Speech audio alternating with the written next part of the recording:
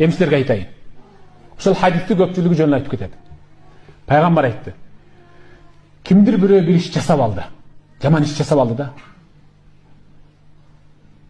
Дароо эки неме барат алсын, эки рекет намаз окуп туруп, тауба намазы деп ниет кылсын. Аллахым, мен тауба намазын окууну ниет кылдым деп окусун. Бирок дейт.